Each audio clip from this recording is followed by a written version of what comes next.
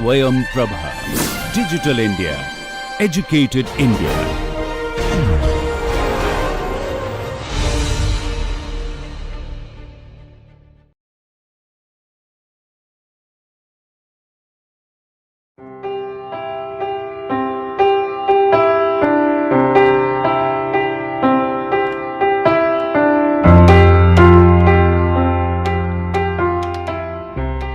So, good morning students, welcome to the NPTEL course on Architectural Acoustics. Today we will going to have the lecture number 2, and in the lecture number 2 we will introduce the architectural physics. In the last lecture Dr. Shumana Gupta has presented the outline of the course, and if you just go to the last lecture, we have compartmentalized the whole course into 8-week program, and in this first week, this is the lecture number 2, and we will be introducing today the physics of acoustics. Now, at this particular moment, when we talk about any kind of the architectural building or maybe any kind of a built environment, and the built environment is basically deal with some kind of the sound and the reinforcement of the sound or maybe the acoustical quality. The physics of the sound is the most important thing. So, in the first module we will going to have that physics part of the building, where we will take care of the propagation of the sound in the first, then we will go to the frequency and the octave, and then the third not in the third, the fourth lecture will talk about the intensity of the sound and how the sound pressure level fluctuate in the different media.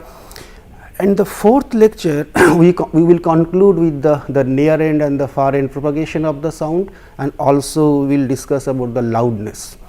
This first module will going to give you a benchmark or maybe the foundation, where from we will take you to the second to the 8th module, where the application of the building physics in the arena of architectural design will be taught. So, let us go to the first slide.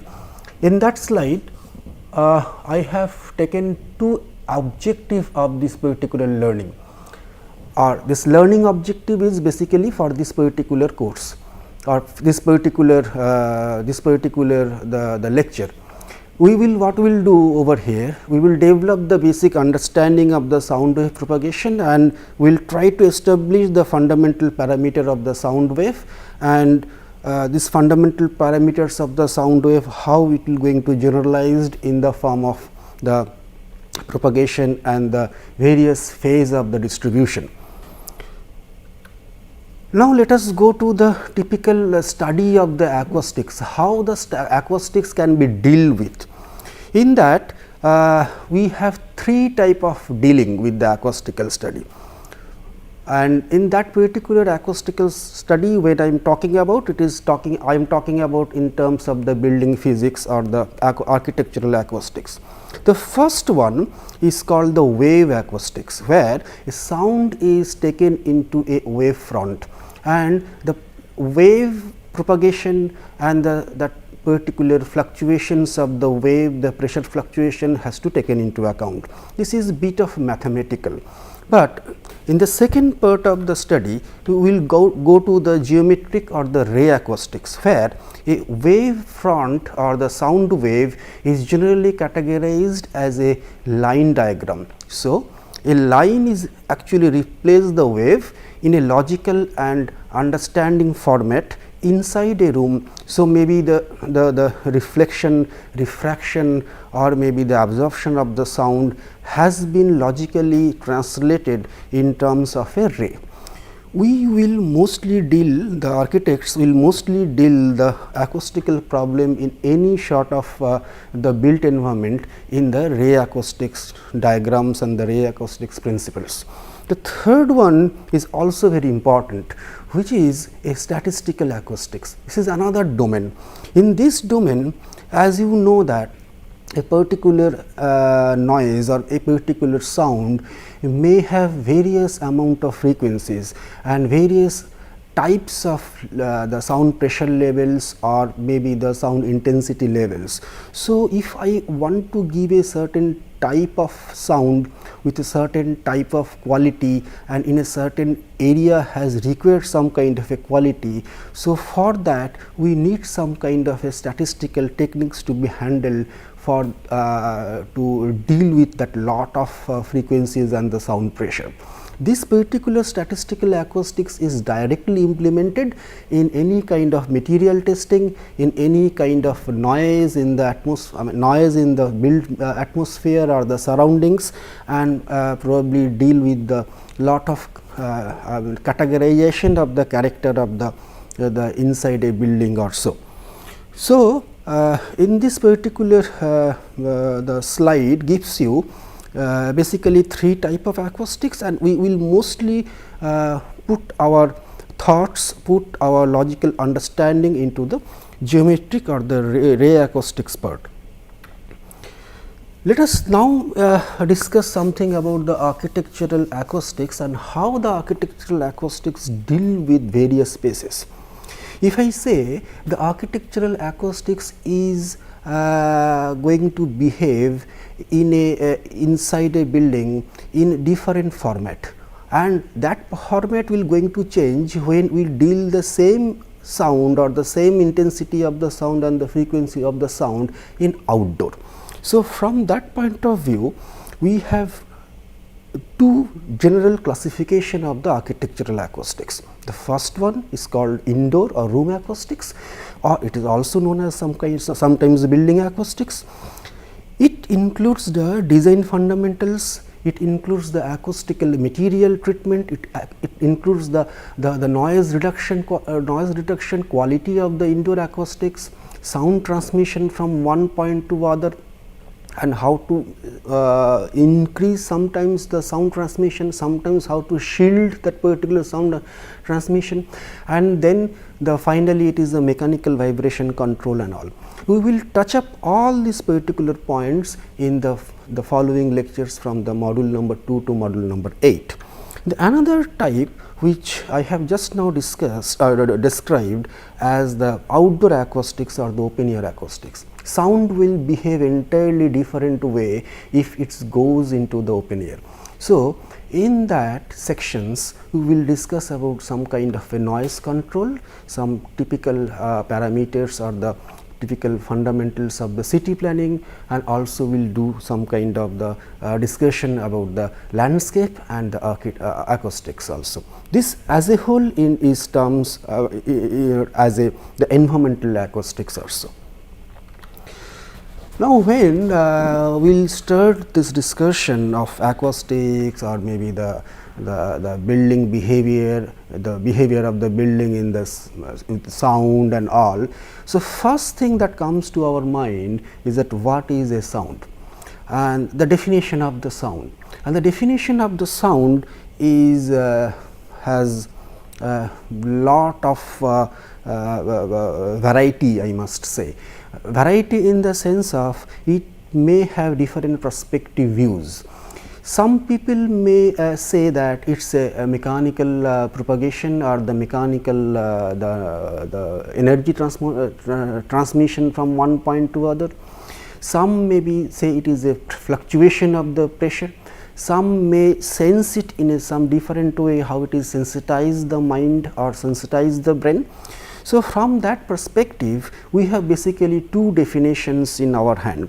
One called the objective definition or the physical definition of the sound, where the energy from one point to other point travels through a elastic media by virtue of some kind of a pressure distribution or pressure fluctuation and the displacement of the media particle.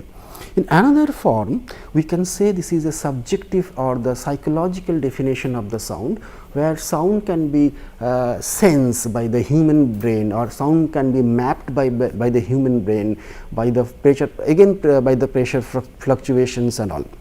and typical different type of frequencies and different type of power levels or the intensity level gives you different type of fluctuation and finally map different way in our human brain. So, there are two subjective and the objective classification of the sound can be dealt with in our architectural acoustics. Now, let us say something about the wave motion. So, because sound is a wave, sound is a propagation of the wave from one point to other, and this particular wave is actually take some energy from point A to the point B. Now, here we have two type of wave propagation in general. The one called the longitudinal wave, where the wave is propagating in a certain direction, and also it will give the particle also in displaced in this parallel direction. In the transverse wave is just the reverse or just the reciprocal of it, where the wave will propagate from one point to other, but the particle will move from the orthogonal direction. So, let us discuss in some other way. Suppose this is a longitudinal wave, and suppose I have a spring with me, and that particular spring is compressed on it is compressed and suppose stretched like this. So, if you see this particular compression and the stretching, so you will see the particle displacement and the movement of this particular wave in a same direction, which is actually the longitudinal wave motion. And the examples of the longitudinal wave motion is the motion of the spring as I described, and also the sound wave is another type of longitudinal motion. P wave is the primary wave which comes due to some seismic activities also.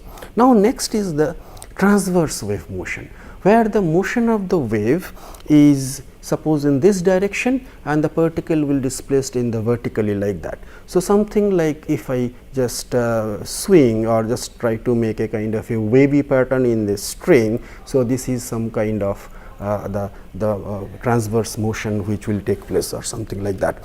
So, here the examples are the motion of the string which I have just now described, the water ripples, the S wave is the shear wave which is again a kind of the seismic wave, and also the electromagnetic wave kind of a thing.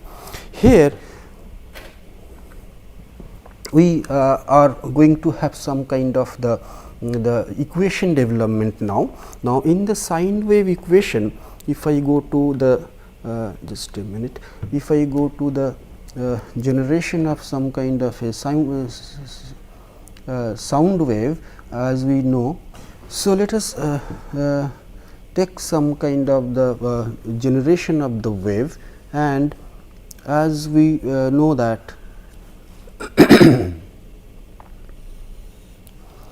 a sound wave is generated by virtue of the motion, a motion of a particle in the circular fashion. So, suppose this is the point P where this particular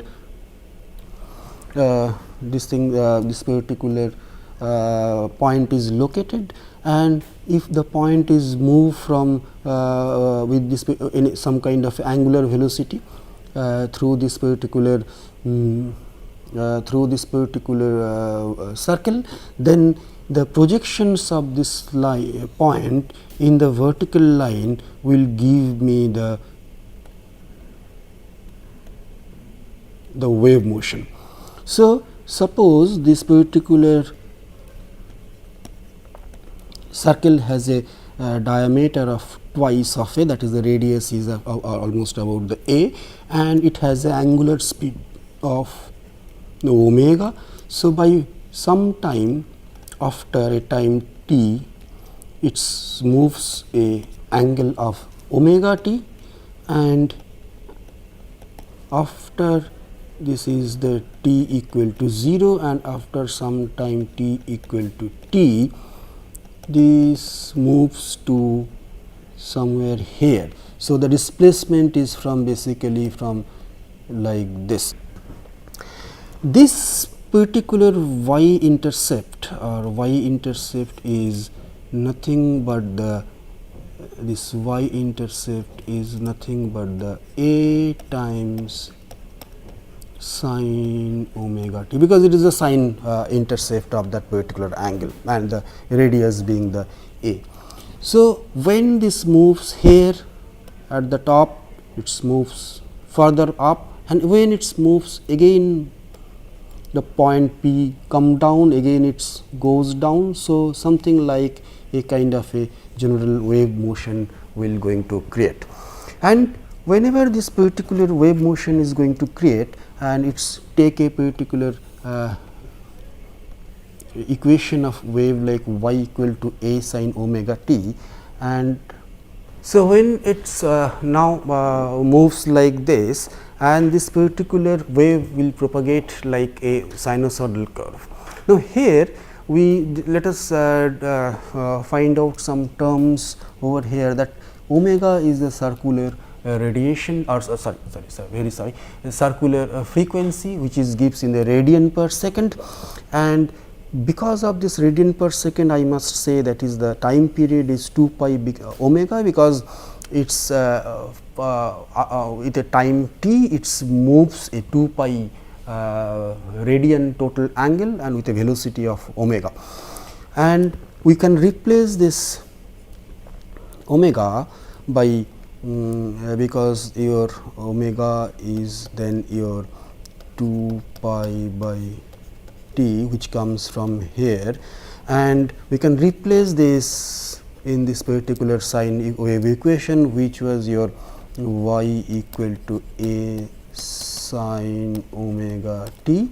So, omega is replaced, and we will get a general form of the equation of the motion, which is y equal to a sin 2 pi by t into small t. Small t is a variable. So, I again may say this y, which is the displacement functions, which is this is y, this is all are the y for different time, is a function of time.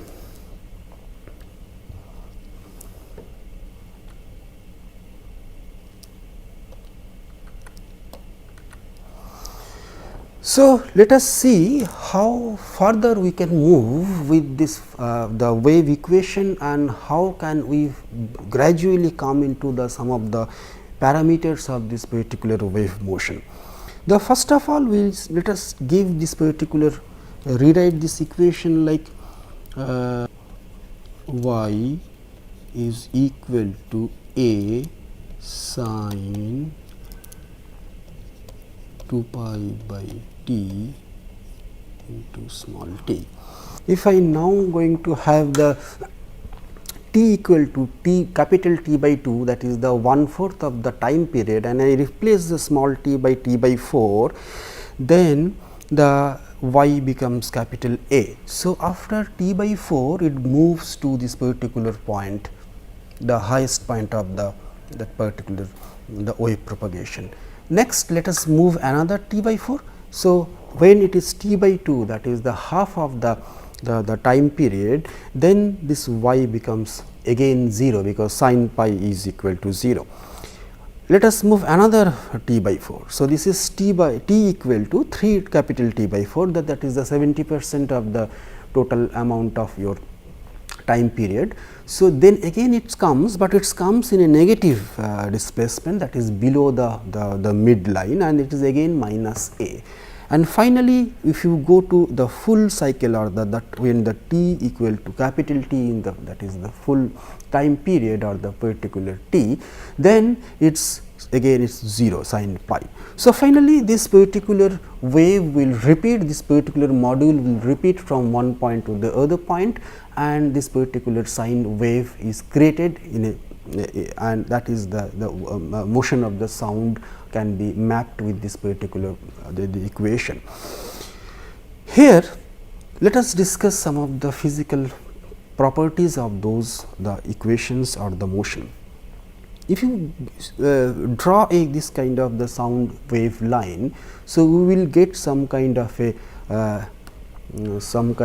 crest and some kind of a throats, which are the topmost point and the valley point also. So, here this particular line which is the midline. So, midline from the crest, this particular vertical axis is called the amplitude of the motion, amplitude of the motion. Now, this amplitude of the motion is also having three types. The one called the peak amplitude, the another is the peak to peak amplitude and the root mean square amplitude. In the peak amplitude case, this whatever I have described in the last slide will be remain as the peak amplitude. It is the crest to the mid equilibrium position, the distance, the vertical distance. Next one is the peak to peak amplitude, where the crest to the throat, this particular total distance has to be taken into account, which is look like the twice of that, but sometimes it may not be, maybe in a complicated form when there is a mixed frequencies, it may not be the just twice a. Throat may be little bit nearer to the equilibrium positions or something like that. The third one is called the RMS amplitude or the root mean square amplitude, where we take the RMS value, the root mean square value, the square root of the squared average of the total propagation by integrating this particular in a period of time t, and it comes about almost 1 upon root 2 times the actual amplitude, or maybe the 0.707 times the peak amplitude, which is given shown over here as a the 3.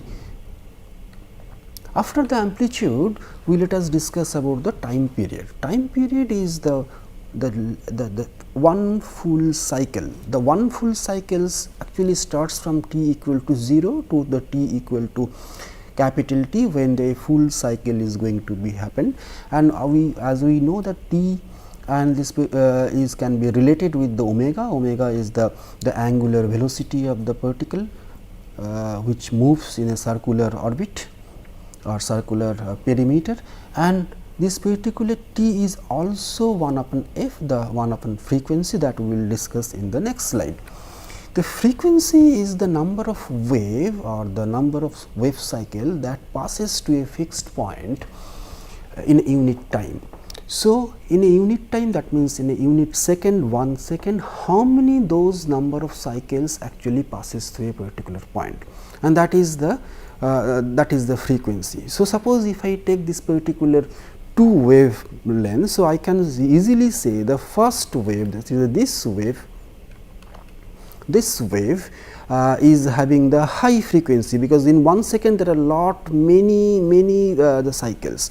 The second diagram gives me the relatively less amount of frequency, because in same 1 second there are 1, 2, 3, 4 or 5, maybe 5 such cycles passing through. So, this particular second one may have a frequency of 5, this particular the wave may have a frequency of 12 or 13.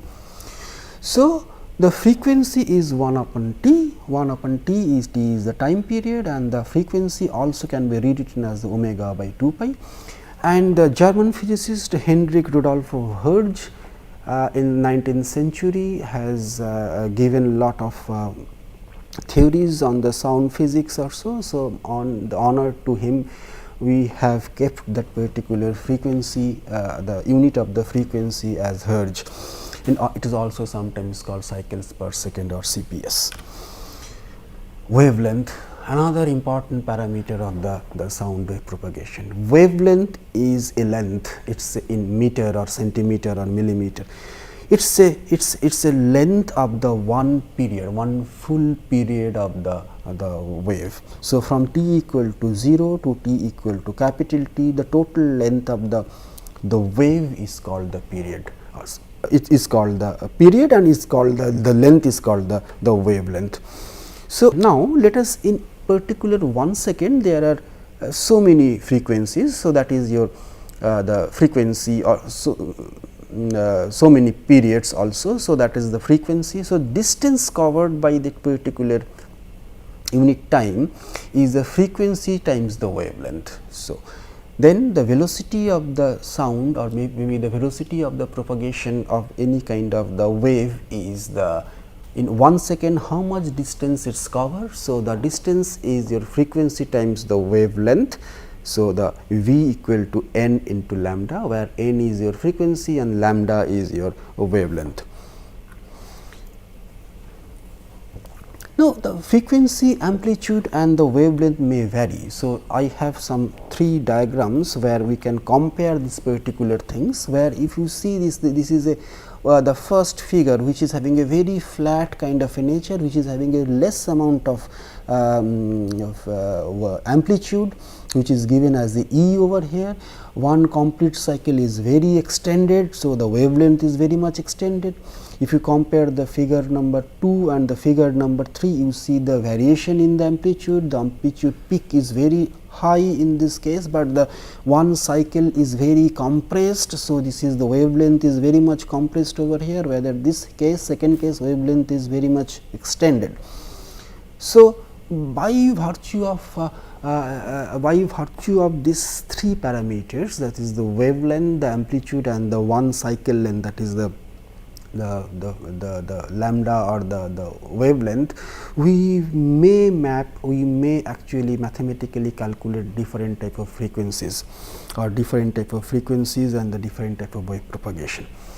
So, this is a nomogram where we can see a extended version of the frequency in the lower axis of the x, and the upper axis of the x gives the wavelength, because there is a in terms of the wavelength and the frequency is play the role of a kind of a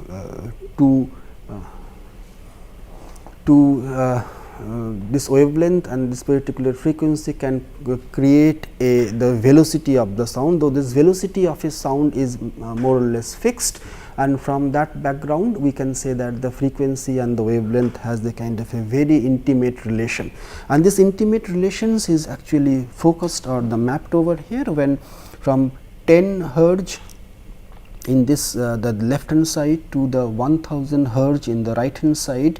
If it goes, the wavelength is higher when the frequency is lower, and gradually the wavelength is going to shorter and shorter, and it is 0.05 when the frequency is almost about the 10,000 or so. So, it is a very intimate kind of a relationship when you see, and by virtue of the fixed parameter called the velocity of the sound. So, now let us see the how sound propagate in air. As we know that the sound is a perfectly a longitudinal kind of a wave. So, in this particular wave front, this is the displacement versus the directivity diagram, and as the particles are moves in the towards the velocity towards the propagation direction of the sound. So, some part of the air will be under compression and some part of the air will be under rarefaction or the stretching position, and that will actually going to change in terms of time, and gradually the wave of the sound will propagate from one place to other. So, here this node, the starting node of the particular wavefront will be act as a rarefaction, and the next node will be act as a compression. So, what I did is that the rarefaction points are I mark in red in color and the compression zones are in green color, and the actually if you see the fluctuation of the pressure in the propagation of the wave, the sound wave will be looked like this. So, where there are the compression, we will see that there is a maximum pressure, and because of the compressions the air molecules are densified in a closed area. So, there is a the pressure is high, and the next part after pi by 2 pi by 2 ahead or pi by 2 behind from this compression zone, the amount of air molecule are is less with equivalent to the actual atmospheric pressure. So, that will be under the rarefaction zone.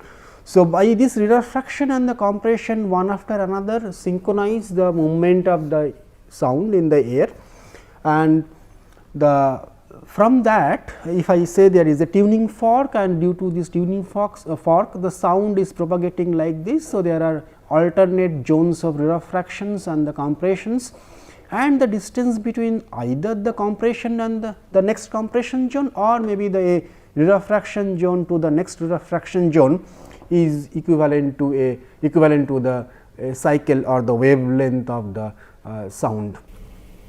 The speed of the sound now is another important criteria. So, we have seen the speed of the sound is based on the wavelength and the frequency, but speed of the sound is also depend upon lot of physical parameters of the air. The first parameter may be the atmospheric pressure, second parameter may be the density of the air, and also the third parameter may be the temperature of the air. By virtue of the atmospheric pressure and the density, we can find out the velocity as c, as with this particular formula, where small p is the pressure, atmospheric pressure, and rho is the density. We sometimes use this particular second formula, where the c is depend upon Ta. Ta is the temperature of the air, which can be rewrite as with the form of this kind of a equation as c is equal to 331 plus 0.6 Ta, and this equation will be very much helpful for us when we will discuss the propagation of the air, velocity of the air in the open air acoustics. So, if you just put some value Ta as 20 centigrade temperature, room temperature, so we will come around a velocity of 340 meter per second kind of a thing. So, this is almost the end of this particular chapter, and let us have some kind of a small homework for you. So, in the first what I want to say that suppose I have given an equation like y equal to 2 into 10 to the power minus 3 sin 600 t. So, can you find out the wavelength and of this particular propagation of the sound, the wave with the normal room temperature or so? Can you find out the amplitude and also the frequency of the sound? Now, in the second homework, suppose there are two different sound wave having the same amplitude are given, same amplitude, but the frequency of the one is double of the other. So, can you sketch a one full cycle of the wave motion? So, try it, and if you have any kind of a doubt, you can contact us through the NPTEL, the web link, and all the way there we can. So, this is the end of it, and this is some bibliography. This is the end of the lecture number 2. Hope you understand that one, and we will move to the next lecture in the next half an hour with the frequency and the octave. Thank you.